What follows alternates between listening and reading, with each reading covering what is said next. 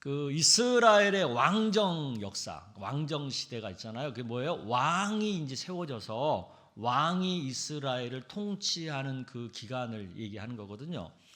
이 이스라엘의 왕정 역사를 시대적으로 좀 구체적으로 기록하고 있는 성경이 두 책이죠. 하나가 열왕기서, 열왕기 상하, 열왕기서, 역대기서, 역대기 상하 그 말씀이죠. 얼핏 보면 이 두 책은요 내용이 중복되는 것 같아요. 똑같은 얘기하는 것 같고, 근데 좀 더 이렇게 구체적으로 잘 살펴서 읽어보잖아요. 그러면 또 차이들이 있어요. 가장 큰 차이가 이 성경을 기록하는 시점이 다르다는 거죠. 열왕기 상하는요, 이스라엘이 완전히 망해가는, 그 왕정 시대가 완전히 망해가는 끝 무렵에 하나님께서 기록하게 하신 그런 말씀이거든요. 반면에 역대기는 이스라엘이 이제 망했어요. 그리고 70년간 저기 바벨론의 포로로 끌려가가지고 거기서 포로 생활까지도 했어요. 그리고 그것까지도 끝나서 다시 예루살렘으로 귀환해서 예루살렘 성전을 재건하고 성벽을 재건하는 그런 무렵, 그런 시점에 또 하나님이 이 말씀을 기록하게 해서 쓰여진 성경이 역대기서예요. 이렇게 기록 시점이 다르다는 얘기는 또 무슨 얘기겠어요? 당연히 그 기록한 목적도 다르다는 뜻이죠. 열왕기서는 이스라엘이 왜 이렇게 망할 정도가 되었느냐, 이렇게 망하게 되었느냐 하는 것을 깨닫게 하려고 기록한 성경이에요. 그러다 보니까 열왕기서는요, 이스라엘이 이렇게 하나님의 심판으로 망할 수밖에 없게 한 그 죄악상들, 잘못한 것들, 그런 것들을 과감하게 드러내고 있어요. 반면에 역대기서는요, 어떻든 정말 아프게 하나님의 심판을 받아서 망했고 바벨론 포로 생활까지 했잖아요. 그리고 이제 다시 하나님의 은혜로 귀환이 되어서 이제 다시 시작하는 마당이거든요. 그러다 보니까 이 역대기서는요, 앞으로 우리가 이제 잘 하려면, 잘 되려면 무엇에 집중해야 되는지, 무엇을 잘하고 살아야 되는지, 그것을 강조하고 있는 거죠. 그래서 과거 이스라엘이 잘못했던 것을 이렇게 또 지적하기보다는 그래도 이스라엘이 하나님 앞에서 좀 잘하고 살았던, 그리고 하나님이 좀 인정해주고 기쁘게 여기게 되었던 그런 것들을 더 이렇게 좀 더 부각을 시켜가지고 역사를 기록하고 있죠. 솔로몬 같은 경우만 봐도요, 열왕기서에는 솔로몬 말년의 그 죄악상, 타락상을 아주 가감없이 기록하거든요. 근데 역대기는요, 그 내용을 쏙 다 빼버렸어요. 그리고는 솔로몬이 잘한 것만, 하나님 앞에 인정받았던 그런 모습들만 이렇게 기록하고 있죠. 그래서 우리는 열왕기 상하 말씀을 통해서는 사람이 어떻게 하면 멸망의 길을 걷게 되는가, 그것을 깨달아야 되는 거예요. 또 이제 역대기서를 통해서는 사람이 어떻게 하면 잘 되는 길로 가게 되는가, 그것을 또 우리는 깨달아야 되는 거예요. 그러니까 우리에게는 이 열왕기서도 필요하고 역대기서도 필요한 거죠. 열왕기서를 통해서는 안 하고 살아야 할 것을 찾아야 되는 거고, 반대로 역대기서를 통해서는 적극적으로 하고 살아야 될 것들, 그런 것들을 발견해야 되는 거죠. 그래서 하나님은 우리에게 이스라엘 역사를 통해서, 동일한 이스라엘의 역사를 통해서 두 가지 시각으로 은혜를 받도록, 또 살아가는 방법을 찾아갈 수 있도록 해주려고 이 성경을 열왕기서도 주시고 역대기서도 주신 거예요. 아멘. 따라서 우리는 이제 올해 마지막, 참 코로나 때문에 힘들게 산 올 1년이잖아요. 이 올 1년을 마무리하는 이제 마지막 2달을 남겨놓고 있어요. 11월, 12월.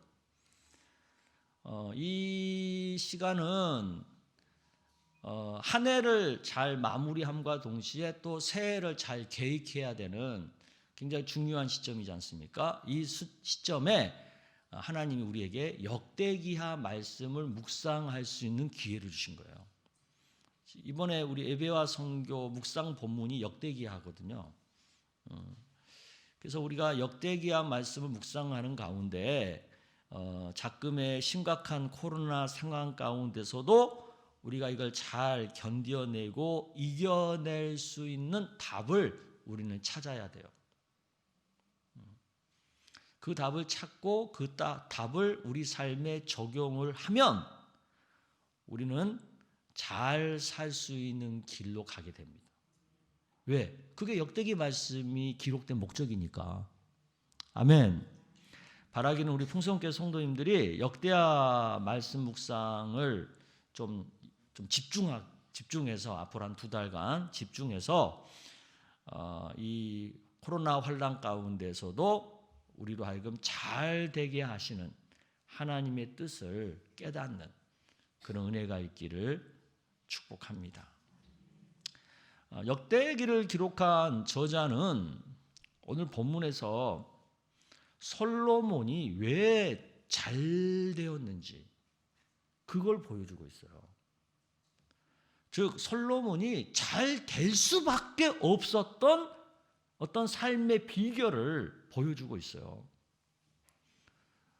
그래서 역대기를 기록한 저자는요, 솔로몬에 대한 얘기를 시작하기 전에, 본격적으로 시작하기 전에 먼저 솔로몬이 얼마나 잘된 인생을 살았는지, 얼마나 잘 나가는 삶을 살았는지를 총평적으로 보여주고 있어요. 그게 1절이에요. 1절. 여러분 1절을 한번 읽어볼게요. 시작. 다윗의 아들 솔로몬의 왕위가 견고하여 가며 그의 하나님 여호와께서 그와 함께 하사 심히 창대하게 하시니라. 이 솔로몬의 인생에 대한 총평의 내용은 크게 3가지로 정리가 돼요. 하나는 왕위가 견고해져 갔다. 두 번째는 하나님이 함께하는 왕이었다. 세 번째는 심히 창대해졌다. 그건 뭐예요? 다르게 표현하면 솔로몬은 왕의 역할을 굉장히 잘했다. 또 신앙적으로도 굉장히 잘했다. 경제적으로도 굉장히 잘됐다. 즉 모든 면에서 골고루 잘됐다. 이게 총평이에요. 그러면서 역대기 저자는 솔로몬이 이렇게 모든 면에서 잘되는 인생을 살게 된 비결, 그것을 한 구체적인 사례를 통해서 보여주고 있어요. 설명하고 있어요. 그 사례가 뭐예요? 솔로몬이 하나님께 예배 드린 한 모습이에요. 역대기 저자는 단순히 하나님께 예배 드렸기 때문에 솔로몬이 잘 되었다, 이 얘기를 말하는 게 아니고요. 역대기 저자의 강조점은 솔로몬이 하나님이 기뻐하는 예배를 드렸다는 것에 있어요. 즉 솔로몬이 모든 면에서 잘 되게 된 비결은 하나님이 기뻐하는 예배를 드렸기 때문이다, 이 얘기를 하는 거예요. 그러면 도대체 솔로몬이 예배를 어떻게 드렸기에 하나님이 기뻐했지? 이런 질문이 떠오르죠? 당연히 이 질문이 떠올라야 되죠. 그걸 이제 우리가 좀 살펴볼게요. 첫째는 솔로몬은 온 회중과 함께 하나님을 예배했어요. 이게 무슨 의미가 있는지를 좀 봅시다. 2절에서 3절 말씀 여러분 읽어보겠습니다. 시작. 솔로몬이 온 이스라엘의 천부장들과 백부장들과 재판관들과 온 이스라엘의 방백들과 족장들에게 명령하여 솔로몬이 온 회중과 함께 기브온 산당으로 갔으니 하나님의 흉악 곧 여호와의 종 모세가 광야에서 지은 것이 거기에 있습니다. 아멘. 우리는 일반적으로 그러잖아요. 나 혼자 뭐 예배 잘 드리면 됐지, 뭐 아니면 우리 가족끼리 뭐 예배 잘 드리면 됐지, 그저께 생각할 수 있잖아요. 솔로몬도 마찬가지가 아니겠어요? 뭐 나만 예배 생활 잘하면 됐지. 그리고 우리 뭐 직계 가족만 예배 드리면 됐지라고 할 수 있잖아요. 근데 솔로몬은 그렇게 안 했다는 거예요. 왕이 되고 나서 이스라엘의 모든 리더십들, 천부장, 백부장, 재판관, 방백, 족장 이런 모든 리더십들을 다 모아가지고 모두 함께 하나님을 예배하게 했다는 거죠. 이게 무슨 의미가 있냐? 굉장히 깊은 의미가 있죠. 이스라엘이라고 하는 나라는 이제 하나님을 예배하는 공동체가 되어야 한다. 이것을 왕으로서 온 나라에 천명한 거예요. 이스라엘은 하나님을 가장 먼저 높여드리고 하나님께 가장 먼저 영광 올려드리는 그것을 위해서 나는 이 나라를 앞으로 다스리겠다. 자기의 통치 이념을 온 나라에 선언하는 거예요. 즉 이스라엘의 주권자는 왕인 나 솔로몬이 아니라 하나님이다. 이스라엘은 하나님이 통치하는 하나님의 나라이어야 한다. 이것을 선포하는 거예요. 왕으로서 출발하면서. 그러니까 솔로몬이 이러니까 하나님이 얼마나 기뻐하겠어요. 아멘? 네. 그러니까 처음부터 이 예배하는 자세, 어떤 예배하는 목적 자체가 하나님을 일단 감동시키고 들어가는 거죠. 둘째, 솔로몬은 하나님께서 정하신 장소에서 예배를 드렸다는 거죠. 우리 3절에서 5절까지 말씀 여러분 읽어볼게요. 시작. 하나님의 회막 곧 여호와의 종 모세가 광야에서 지은 것이 거기에 있습니다. 다윗이 전에 예루살렘에서 하나님의 교회를 위하여 장막을 쳐 두었으므로 그 교회는 다윗이 이미 기얏 여아림에서부터 그것을 위하여 준비한 곳으로 메어 올렸고 옛적에 홀의 손자 우리의 아들 부살렐이 지은 놋제단은 여호와의 장막 앞에 있더라. 솔로몬이 회중과 더불어 나아가서. 지금 솔로몬은 왕이에요. 절대 권력자예요. 그러니까 모든 것을 마음대로 할 수 있는 사람이에요. 그러니까 자기가 이제 왕이 돼가지고 첫 예배를 드리는 거니까 얼마든지 더 넓은 장소에서 더 편리한 곳에서 더 이 왕의 어떤 화려함을 드러낼 수 있는 어떤 그런 어떤 장소에서 그런 어떤 의식 속에서 예배할 수 있잖아요. 그럼에도 솔로몬이 그렇게 하지 않았다는 거죠. 굉장히 좁고 불편해도 하나님께서 모세 때부터 정해 주신 그 회막에서 하나님을 예배했어요. 이것이 무슨 뜻이 있겠어요? 하나님의 법을 따르는 그런 예배의 태도가 있다는 거죠. 즉 하나님의 율법대로 하나님의 진리대로 철저히 순종함으로 하나님을 예배했다는 거죠. 아멘. 그리고 셋째 솔로몬은요 1000마리의 희생 제물로 하나님을 예배했어요. 여러분 6절 읽어볼게요. 시작. 여호와 앞 곧 회막 앞에 있는 놋제단에 솔로몬이 이르러 그 위에 1000마리 희생으로 번제를 드렸더라. 우리는 여기서 막 1000마리 엄청 많은 그 동물을 제물로 드렸다. 이 1000마리에다가 어떤 포커싱을 하는데 사실은 그것도 뭐 의미가 있겠지만 저는 그것보다는 더 중요한 것은 여기에 있다고 생각해요. 한번 생각해 보세요. 1000마리의 동물을 한순간에 딱 잡아가지고 한순간에 딱 번제로 드리면 얼마나 멋지겠어요. 그리고 얼마나 엄청나겠어요. 시각적 효과나 뭐 여러 가지 효과상으로 아마 왕이라면 얼마든지 어떤 그런 유혹을 받았을 것 같아요. 근데 솔로몬은 그렇게 안 했어요. 넓은 장소에서 한 번에 1000마리를 제물로 드리지 않고 옛날부터 본래부터 했던 대로 불사셀이 만든 놋제단 위에서 1000마리의 동물을 하나하나 잡아서 하나님 앞에 제물을 드렸어요. 그 얘기는 뭐예요? 굉장히 힘들게 어렵게 긴 시간 동안 예배를 했다는 뜻이거든요. 그것은 온 마음과 온 힘을 다해서 최선을 다해서 하나님을 예배했다는 거예요. 아멘. 그 다음에 넷째 볼게요. 솔로몬이 드린 예배에는요, 하나님의 임재가 있었다는 거죠. 여러분 7절을 보겠습니다. 7절 시작. 그날 밤에 하나님이 솔로몬에게 나타나 그에게 이르시되 내가 내게 무엇을 주랴 너는 구하라 하시니. 그러니까 막 1000마리를 잡아가지고 제물을 드리다 보니까 아마 이 예배 드리는 시간이 엄청 길어져가지고 밤까지 막 이제 했던 것 같아요. 근데 그 밤에 하나님이 솔로몬에게 나타난 거잖아요. 그 얘기는 뭐겠어요? 솔로몬이 예배하고 있을 때에 하나님이 함께 하셨고 그곳에 하나님이 임재하셨다는 뜻이죠. 즉 솔로몬이 드린 예배는 하나님과 예배자 사이에 영적으로 서로 교통함이 있었다는 거죠. 어떤 감동이 있고 감화가 있고,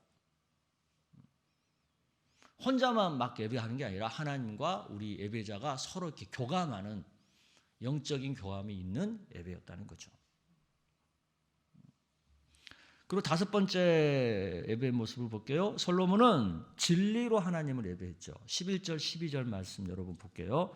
시작. 하나님이 솔로몬에게 이르시되 이런 마음이 내게 있어서 부나 재물이나 영광이나 원수의 생명 멸하기를 구하지 아니하며 장수도 구하지 아니하고 오직 내가 내게 다스리게 한 내 백성을 재판하기 위하여 지혜와 지식을 구하였으니 그러므로 내가 내게 지혜와 지식을 주고 부와 재물과 영광도 주리니 내 전에 왕들도 이런 일이 없었거니와 내 후에도 이런 일이 없으리라 하시니라. 네. 우리는 이 본문에서 그냥 솔로몬이 지혜를 구했다, 그래서 뭐 하나님께 지혜를 받았다, 이거에만 우리가 좀 많이 생각하잖아요. 근데 사실은 더 본질적인 의미가 있어요, 안에. 솔로몬은 예배 장소를 정하고 예배 방법을 정하는 데 있어서 벌써 하나님께서 정해 주신 뜻을 철저히 따르고 있잖아요. 근데 솔로몬 보니까 하나님 앞에 구하는 그 기도의 내용에 있어서도 하나님이 기뻐하시는 뜻을 따르고 있다는 거죠. 이것은 바로 솔로몬이 진리 가운데 하나님을 예배했다는 뜻이에요. 내 뜻대로, 내 생각대로, 내가 원하는 대로, 내 바람대로가 아니라 하나님이 말씀한 대로, 하나님이 뜻하신 대로 나를 맞추는 그런 자세로 하나님을 예배했다라는 뜻이죠. 이상의 이 5가지를 통해서 우리가 깨달아야 하는 것이 있죠. 그것은 하나님이 기뻐하시는 참 예배는 이런 거구나, 이 감을 잡아야 되는 거죠. 뭐 한마디로 딱 이거다라고 우리가 정의하기 쉽지 않잖아요. 근데 예수님이 그것을 한마디로 이거다라고 정의해 주셨어요. 그게 요한복음 4장 23절에서 24절에 나오죠. 여러분 읽어보겠습니다. 시작. 아버지께 참되게 예배하는 자들은 영과 진리로 예배할 때가 오나니 곧 이때라. 아버지께서는 자기에게 이렇게 예배하는 자들을 찾으시느니라. 하나님은 영이시니 예배하는 자가 영과 진리로 예배할지니라. 아멘. 하나님께서 기뻐하시고 하나님께서 찾으시는 예배자가 누구라는 거예요? 참되게 예배하는 자죠. 그럼 뭐가 참되게 예배하는 거예요? 영과 진리로 예배하는 것이라는 거죠. 예수님이 아주 그냥 심플하게 정리해 주셨어요. 그런데 솔로몬이 바로 예수님이 정의하신 것처럼 영과 진리로 참되게 예배한 사람이라는 거예요. 아멘. 이렇게 참되게 예배하니까 그것이 하나님 앞에 기쁨이 되어서 하나님이 솔로몬에게 모든 면에서 잘 되게 하는 복을 주셨다는 거죠. 그러면 역대기 저자가 왜 이것을 강조할까요? 한때 나라가 망했어요. 그리고 70년씩이나 긴 시간 동안 포로 생활을 했어요. 그리고 이제 겨우 돌아와서 이제 새롭게 또 지금 출발하려고 하는 이스라엘 백성들이에요. 지금 그들에게 가장 시급하고 중요한 게 뭐겠어요? 다시 이제 어렵게 시작하는 마당에 그들의 마음속에 가장 깊게 고민되는 그것이 뭐겠어요? 그럼 그거겠죠. 우리가 이제 앞으로 어떻게 살아야지? 잘 사는 거지? 앞으로 무엇을 해야 우리가 잘 될까? 이런 생각 아니겠습니까? 이런 질문, 이런 의문에 대한 답으로서 역대기 저자는 솔로몬이 잘된 비결을 예로 들어주는 거죠. 즉 우리도 솔로몬처럼 잘 되는 인생을 살려면, 잘 되는 국가를 만들려면 이제 새롭게 재건한 예루살렘 성전에서 솔로몬처럼 영과 진리로 참된 예배를 드리면 우리도 그렇게 될 수 있어. 그 얘기를 하는 거죠. 그 답을 주는 거죠.